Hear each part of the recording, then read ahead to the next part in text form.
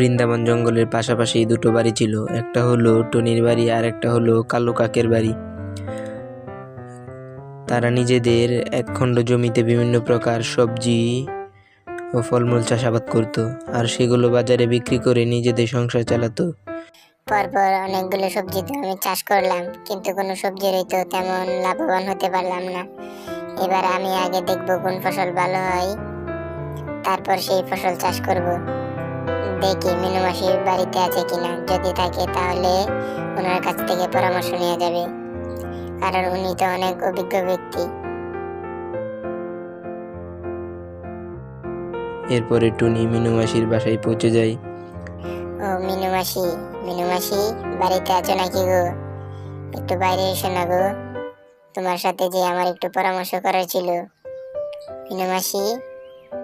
টুনির ডাক শুনে মিনু বাইরে আসে, আর মিনু বলে, কি হয়েছে রে টুনি, হঠাৎ কি পরামর্শের জন্য আমার কাছে এলি শুনি? মাসিমা, তুমি তো জানোই আমি কোনো রকম চাষাবাদ করে আমার সংসার চালাই, কিন্তু আমি কোনো ফসলেই তেমন লাভবান হতে পারছি না। এখন মাসি, তুমি আমাকে বলো তো, আমি কোন ফসল চাষ করলে বেশি লাভবান হতে পারবো? এখন তো শীতের শেষ আর গরমের শুরুর পালা, এই সময়টায় তরমুজের বেশ চাহিদা থাকে। তুই বরং তরমুজ চাষ কর টুনি, তাহলে অনেক লাভবান হতে পারবি। আচ্ছা ঠিক আছে মাসিমা, আমি তাহলে তাই করি। আর আমাকে এত সুন্দর একটা পরামর্শ দেওয়ার জন্য তোমাকে অনেক ধন্যবাদ মাসি। এবার আমি আসছি। এই বলে টুনি মিনুর ওখান থেকে চলে আসে। এরপরে নিজের জমিতে চাষ শুরু করে। এদিকে টুনির পাশের জমিটা হলো কালু কাকের। কালু কাক তার জমিতে চাষ করছিল। এদিকে টুনিকে চাষ করতে দেখে কালু কাক টুনিকে বলে, কি হয়েছে টুনি, তোর জমিতে এবার কি রোপণ করবি শুনি? মিনু মাসি বলেছে যে এই সময়ে তরমুজের অনেক চাহিদা থাকে, তাই আমি যদি তরমুজ চাষ করি, সেগুলো বিক্রি করি, তাহলে আমি অনেক লাভবান হতে পারবো। টুনির কথা শুনে কালু কাক মনে মনে ভাবে, আমার জমি তো টুনির জমি থেকে অনেক বেশি। আমি যদি আমার জমিতে তরমুজ চাষ করি, তাহলে আমি টুনির থেকে বেশি লাভবান হতে পারবো, আর রাতারাতি আমি অনেক ধনী হয়ে যাব। আরে টুনি, কর কর তরমুজ চাষ। ভাবছি আমিও তরমুজ চাষ করব, যেহেতু মিনু মাসি বলেছে, সেহেতু তরমুজে অবশ্যই অনেক লাভ আছে, বুঝেছিস? ঠিক আছে কালু দাদা, তুমিও তরমুজ চাষ করো, কোনো সমস্যা নেই। এরপরে টুনি আর কালু কাক যার যার জমিতে চাষ করে বাড়িতে ফিরে আসে। এরপরে ওরা তরমুজের চারা সংগ্রহ করে। এরপরে রাত পেরিয়ে ভোর হয়ে যায়। টুনি তরমুজের চারা নিয়ে তার জমিতে লাগিয়ে দেয়। এদিকে কালু কাক তরমুজের চারা নিয়ে নিজের জমিতে লাগিয়ে। এরপরে তারা আবার দুজনে বাসায় ফিরে আসে। দুদিন পর টুনি মনে মনে ভাবে, দুদিন তো হয়ে গেল, জমিতে যাওয়া হয় না। আজ বরং জমিতে গিয়ে একটু জল, সার আর কীটনাশক দিয়ে আসবো। এই বলে টুনি তার জমিতে যায় আর সার কীটনাশক দিয়ে আগাছা পরিষ্কার করে দেয়। এদিকে কালো কাক টুনির দেখা দেখি তার জমিতে যায় আর কীটনাশক দিতে থাকে। এভাবে বেশ কিছুদিন কেটে যায়। এদিকে তরমুজ গাছগুলো আস্তে আস্তে বড় হতে থাকে। এদিকে টুনি ভাবতে থাকে, এই তো আমার স্বপ্নগুলো আমার কাছে আসার জন্য হাতছানি দিচ্ছে। গাছগুলো বড় হয়ে এবার এগুলোতে শুধু ফল আসা, এরপরে ফল, আর তারপরে আমি সবগুলো বাজারে বিক্রি করে দিব। এদিকে কালো কাক টুনি জমির মাঝখানে দাঁড়িয়ে মনে মনে বলে, টুনি জমির গাছগুলো তো অনেক সুন্দর হয়েছে, এবার যদি ওর ফসল বেশি আর ভালো হয়, তাহলে তো আমার কাছ থেকে কেউ তরমুজ কিনবে না।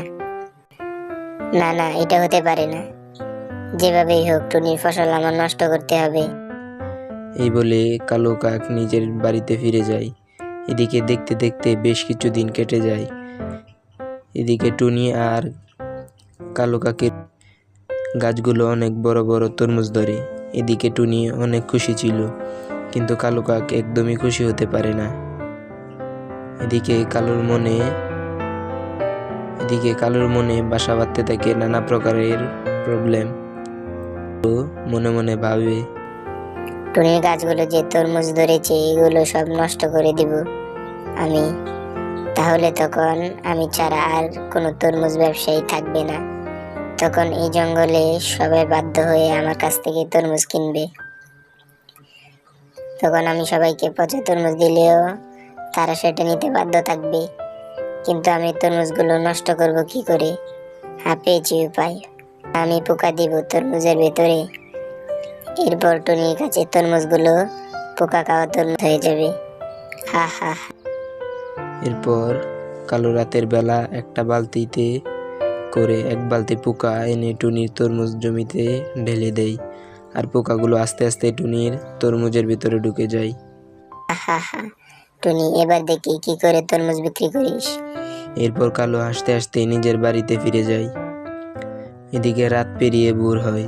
এরপর টুনি ঘুম থেকে উঠে তরমুজ তোলার জন্য জমিতে যায়।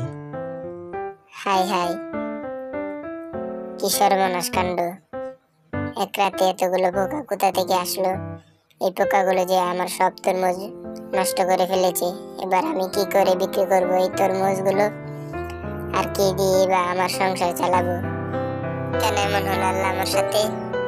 টুনি যখন এইসব বলে অনেক কান্না করছিল, এমন সময় সেখানে কালো কাক চলে আসে।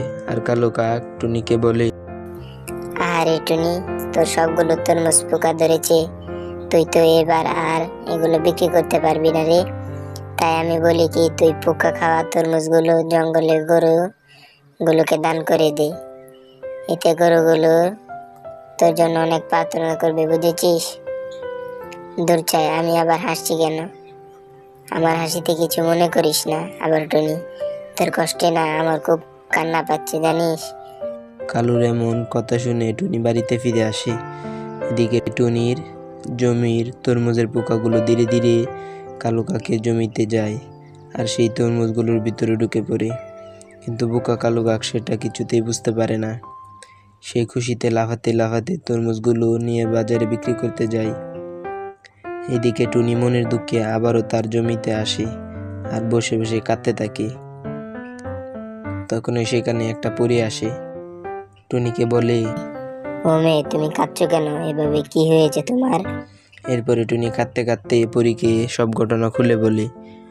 তোমাকে তো এতক্ষণ ধরে সব কথা বললাম, কিন্তু তুমি কে? তোমাকে তো আমি চিনতে পারলাম না। আমি হলাম তরমুজ পরী। তোমার কান্না শুনে আমি আর থাকতে না পেরে তোমার কাছে চলে আসলাম। এবার তুমি চোখের জল মুছে ফেলো আর এই তরমুজ গাছটা নিয়ে তোমার জমিতে এক্ষুনি লাগিয়ে দাও। এরপরে যা ঘটবে তা দেখে তুমি নিজের চোখে বিশ্বাস করতে পারবে না। এরপর পরী টুনিকে একটা গাছ দিয়ে সেখান থেকে চলে যায়। এরপর টুনি পরীর কথা মতো পরীর দেওয়া তরমুজ গাছটা তার জমিতে রোপণ করে। আর জমিতে রোপণ করার সাথে সাথেই সেখানে অনেকগুলো তরমুজ ধরতে থাকে। এই দেখে টুনি ভীষণ অবাক হয়ে যায়। ও মা, এটা এক অবাক করা কাণ্ড! চোখের পলকে এত সুন্দর সুন্দর তরমুজ চলে আসলো। যাক, ভালোই হলো। পরীকে অনেক অনেক ধন্যবাদ। যাই, এগুলো নিয়ে বাজারে বিক্রি করে আসি। এরপর টুনি তার তরমুজগুলো নিয়ে বাজারে চলে যায়। ওইদিকে কালো আগে থেকে তরমুজ নিয়ে বাজারে বসা আছে, কিন্তু তরমুজে পোকা থাকার কারণে কেউই কালো কাকের তরমুজগুলো নেয় না। এদিকে টুনি তরমুজ নিয়ে আসতে না আসতেই তার সব তরমুজগুলো বিক্রি হয়ে যায়। এদিকে কালো ভাবতে থাকে, এই টুনির সব তরমুজ তো আমি পোকা দিয়ে নষ্ট করে দিয়েছিলাম, কিন্তু তবু এত ভালো তরমুজ টুনি কোথায় পেল? বিষয়টা তো আমাকে দেখতে হচ্ছে। এই বলে কালো কাক টুনির পিছু করে। আর টুনি বাজার থেকে বেরিয়ে আসে, বেরিয়ে সোজা জমিতে যায়। আর গিয়ে দেখে তরমুজ গাছে আরো অনেক তরমুজ ধরেছে। ও জাদু তরমুজ গাছ, এবার তো থামো। একদিন যদি এত তরমুজ দাও তাহলে তো সবগুলোই নষ্ট হয়ে যাবে। টুনির মুখে জাদুর কথা শুনে কালো কাক টুনিকে ধাক্কা মেরে ফেলে দিয়ে তরমুজ নিতে যায়। আর যেই না কালো কাক তরমুজগুলোতে হাত দেয়, আর ঠিক তখনই কালো কাকের পুরো শরীরে আগুন ধরে যায়। আর সেই আগুনে পুড়ে কালো কাক জ্বলে পুড়ে ছাই হয়ে যায়। এই দেখে টুনি বলে, এত লোভ করা কখনোই ভালো না। আর যদি তুমি লোভ না করতে তাহলে হয়তো বেঁচে থাকতে, কিন্তু লোভের কারণে তুমি ধ্বংস হয়ে গেলে কালু দাদা। তো বন্ধুরা, আমাদের আজকের গল্পটি তোমাদের কাছে কেমন লেগেছে তা কমেন্টে জানাতে ভুলো না কিন্তু।